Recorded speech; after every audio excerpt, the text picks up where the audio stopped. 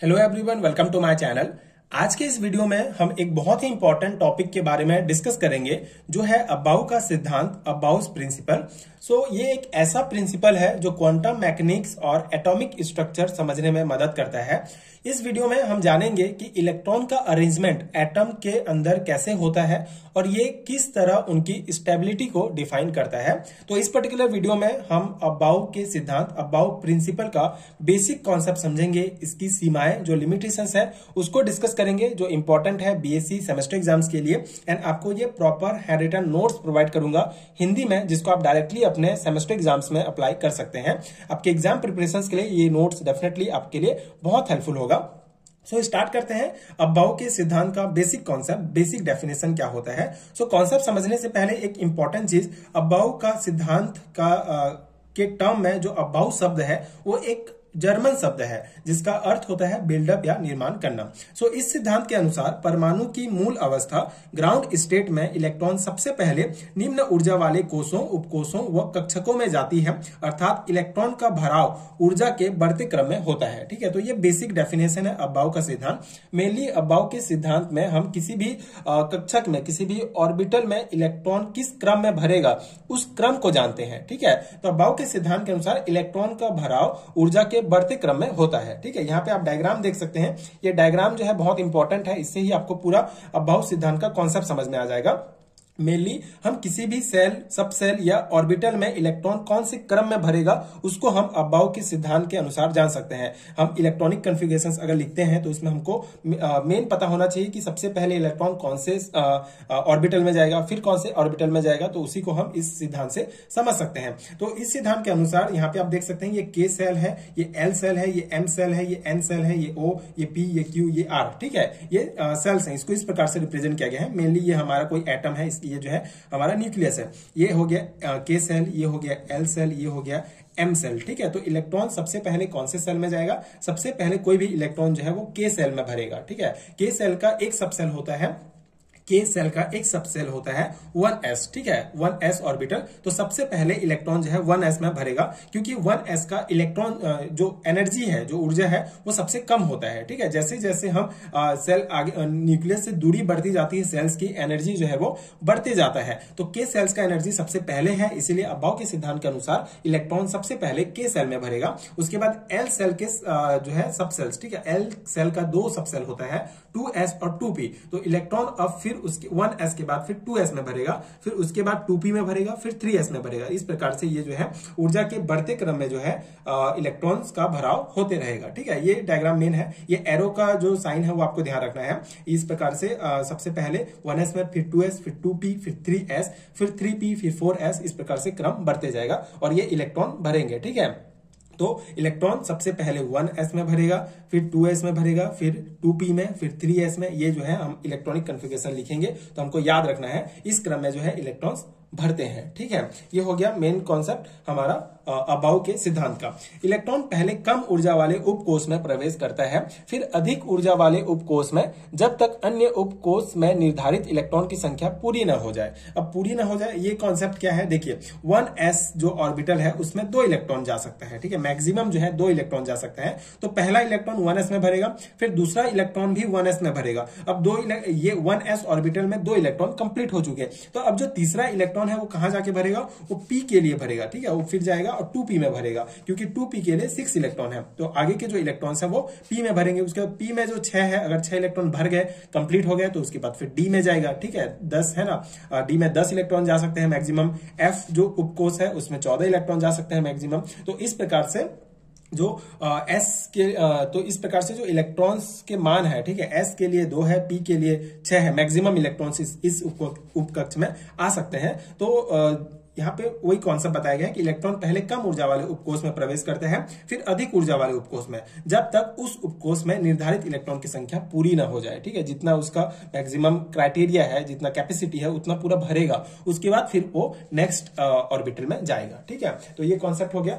उसके बाद इसका एक इंपॉर्टेंट रूल है जो है N+L रूल। तो ये सिद्धांत एक नियम पर आधारित है जिसे N+L नियम कहते हैं, जहां N मुख्य क्वांटम संख्या तथा L द्विविंशी क्वांटम संख्या है। इसके अनुसार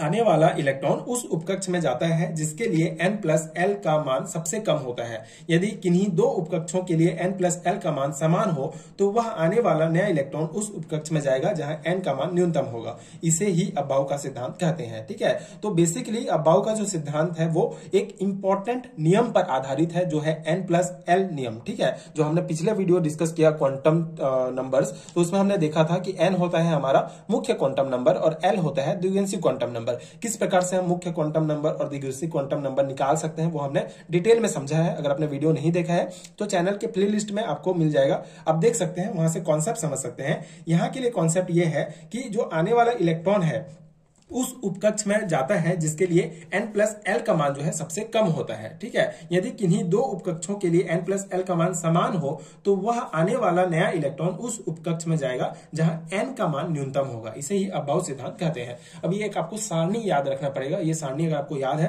तो आपको इजिली जो है n+l रूल याद रहेगा। जैसे 1s ऑर्बिटल के लिए जो हमारा n+l रूल के अनुसार जो मान है वो एक होगा। ठीक है, 1s बेसिकली हम इसको निकालना बहुत इजी है ना। जैसे n का मान हमारा क्या होगा, 1 होगा।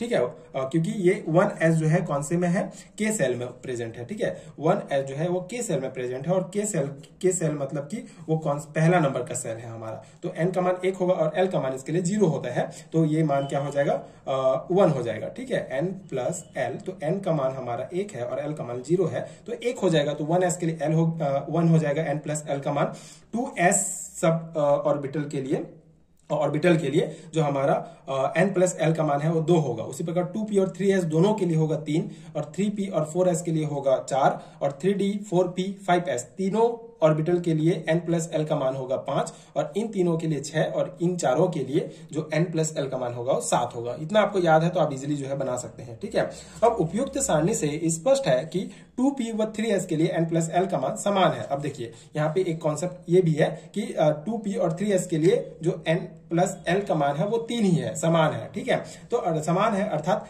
3 है, लेकिन इलेक्ट्रॉन 3s से पहले 2p में जाएगा। ठीक है, 3s से पहले जो है 2p में जाएगा तथा उसे भरेगा, क्योंकि 2p के लिए n का मान जो है 3s से कम है। ठीक है, अब n+l में निकालेंगे तो n का मान जो है वो 2p के लिए n का मान जो है 3s से कम है, इसीलिए सबसे पहले इलेक्ट्रॉन 2p को कंप्लीट भरेगा, उसके बाद 3s में जाएगा। ठीक है, तो ये हो गया कॉन्सेप्ट। उसके बाद इस नियम के आधार पर इलेक्ट्रॉनों द्वारा विभिन्न कक्षकों में भरने का जो क्रम है वह इस प्रकार है। ठीक है, ये क्रम आपको याद रखना है, इसी के आधार पर आपको फिर इलेक्ट्रॉनिक कॉन्फ़िगरेशंस लिखना होता है। तो 1s में पहले भरेगा, फिर 2s, फिर 2p, विभिन्न कक्षकों में भरने का क्रम है। ठीक है, 1s, 2s, 2p, 3s, 3p, 4s, 3d, 4p, 5s, 4d, 5p, 6s, 4f and 5d। ये क्रम आपको याद रखना है अबाउ के सिद्धांत का। ठीक है, जिससे आप इलेक्ट्रॉनिक कॉन्फ़िगरेशंस लिख सकते हैं। तो इसी आधार पर हम किसी भी परमाणु का इलेक्ट्रॉनिक विन्यास, इलेक्ट्रॉनिक कॉन्फ़िगरेशंस लिख सकते हैं। तो ये हो गया हमारा अबाउ का सिद्धांत, मेन कॉन्सेप्ट। आई होप आपको समझ में आ गया होगा।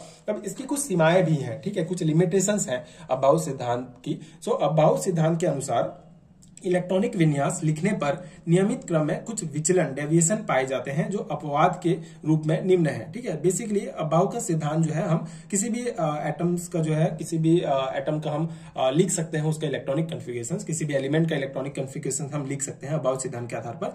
लेकिन कुछ अपवाद है, ठीक है, कुछ डेविएशन पाए गए हैं जो इस सिद्धांत का पालन नहीं करते हैं, उसी को हम डिस्कस करेंगे। जैसे कि हमारा क्रोमियम, कॉपर, ठीक है, क्रोमियम, कॉपर, ये सिल्वर, गोल्ड एंड पैलेडियम, ये जो है हमारे आदि तत्वों का इलेक्ट्रॉनिक विन्यास, ये जो एलिमेंट है इनका इलेक्ट्रॉनिक विन्यास लिखने पर कक्षकों के भरने का क्रम नियमानुसार नहीं है। मतलब अबाउ के सिद्धांत का पालन ये नहीं करते हैं। अगर हम इन एलिमेंट्स का इलेक्ट्रॉनिक कॉन्फ़िगरेशन लिखते हैं तो अगर हम अबाउ के सिद्धांत के आधार पर इन एलिमेंट्स का इलेक्ट्रॉनिक कॉन्फ़िगरेशन लिख देते हैं तो वो गलत हो जाएगा। ठीक है, क्योंकि इनके लिए इलेक्ट्रॉनिक विन्यास, क्योंकि ये जो है अपवाद है, ये अबाउ के सिद्धांत का पालन नहीं करते हैं। जैसे एग्जाम्पल से हम समझते हैं कॉन्सेप्ट क्या है। दो तत्व क्रोमियम और कॉपर को लेते हैं, इनके इलेक्ट्रॉनिक विन्यास नियमानुसार निम्न होने चाहिए। मतलब अबाउ के सिद्धांत के अनुसार ये होना चाहिए। ठीक है, ये 1s2, जैसे क्रोमियम 24 एटॉमिक नंबर है तो 1s2, 2s2, 2p6, 3s2, 3p6, 4s2 and 3d4 होना चाहिए। ठीक है, उसके बाद कॉपर का 1s2, 2s2, 2p6, 3s2, 3p6, 4s2 and 3d9 होना चाहिए। ये हमारा इलेक्ट्रॉनिक कॉन्फ़िगरेशन अबाउ सिद्धांत के आधार पर। लेकिन वास्तव में यह न होकर इन दोनों के सही इलेक्ट्रॉनिक विन्यास निम्न प्रकार होंगे। ठीक है, ये दोनों नहीं है बल्कि ये सही है। ठीक है, बस लास्ट को आपको देखना होगा। 4s1 एंड 3d5 होगा। ठीक है, यहाँ पे 3d4 नहीं होगा, एक इलेक्ट्रॉन यहाँ पे चले जाएगा और ये 3d5 हो जाएगा, और उसी प्रकार एक इलेक्ट्रॉन यहाँ चले जाएगा और ये 3d10 हो जाएगा। मतलब ये सही है और ये गलत है। ठीक है, इलेक्ट्रॉनिक कॉन्फ़िगरेशन। ठीक है, तो ये आपको ध्यान रखना है। अब इसका कारण क्या है इसको हम समझते हैं। इसको इस तरह समझाया गया है कि दोनों क्रमागत कक्षकों 4s तथा 3d कक्षकों के बीच ऊर्जा में बहुत कम अंतर होता है। 4s और 3d के बीच ऊर्जा का जो एनर्जी का जो डिफरेंस होता है वो बहुत ही कम होता है।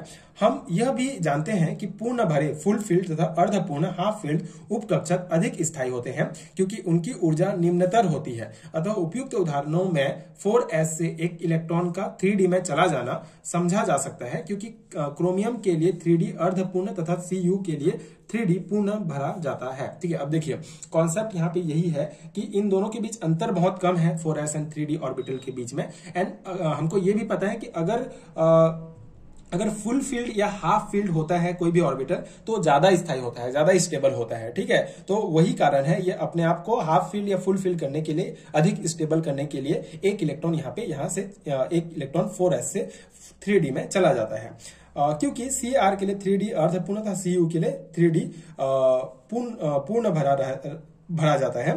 4s से एक इलेक्ट्रॉन का आसानी से 3d में चला जाना निम्न बातों से समझा जा सकता है। अब आसानी से 4s से 3d में जो इलेक्ट्रॉन है वो आसानी से क्यों चला जाता है, उसका कारण है कि इस इलेक्ट्रॉन के स्थानांतरण में कोई अतिरिक्त ऊर्जा, ठीक है, बाहरी एनर्जी की आवश्यकता नहीं होती है, इसीलिए 4s 3d में इजीली जो है वो चला जाता है और अपना जो है ये हाफ फील्ड या फुल फील्ड कंप्लीट कर देते हैं। ठीक है, 4s से ये 3d में इलेक्ट्रॉन इजीली चले जाते हैं क्योंकि इनके बीच क्योंकि ये ऊर्जा कोई अतिरिक्त ऊर्जा की आवश्यकता नहीं होती है यहाँ से इलेक्ट्रॉन को यहाँ जाने के लिए, इसीलिए इलेक्ट्रॉन जो है इजीली चले जाते हैं और अपने आप को ज्यादा स्टेबल कर लेते हैं। ठीक है, तो 4s तथा 3d उपकक्षकों के मध्य की दूरी कम से कम हो जाती है। अब के बीच की जो दूरी है वो भी बहुत कम हो जाती है।